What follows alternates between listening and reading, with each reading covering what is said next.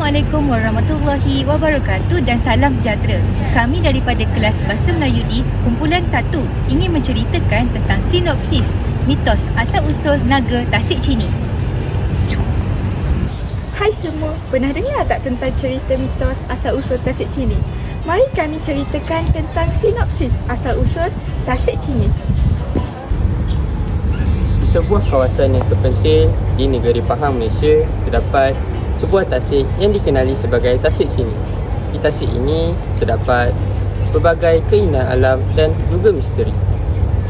Dikatakan oleh legenda, di tasik ini terdapat sebuah naga yang memimpin dan menjaga keseluruhan kawasan tasik ini. Dikatakan Tasik Chini ini bukan sekadar tasik biasa, tetapi merupakan kediaman naga yang sangat kuat. Naga ini dikenali sebagai naga Tasik Chini yang sering dianggap mempunyai kebolehan ajaib dan boleh berubah-ubah bentuk. Ia sering digelarkan sebagai pelindung tasik dan persekitarannya dan digambarkan sebagai entiti yang sangat pintar dan penyayang.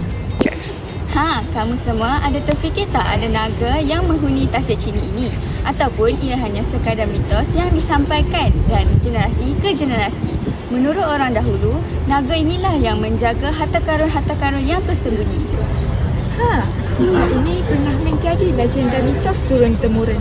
Penduduk kampung sering melaporkan kejadian aneh seperti bunyi gemuruh di dalam air, bayangan besar melintas tasik serta perubahan cuaca yang mendadak.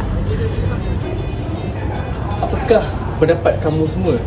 Mungkin fenomena ini adalah bukan sesuatu yang biasa, atau mungkin apa yang kita tahu akan sebalik kisah Tasik Chini ini itu.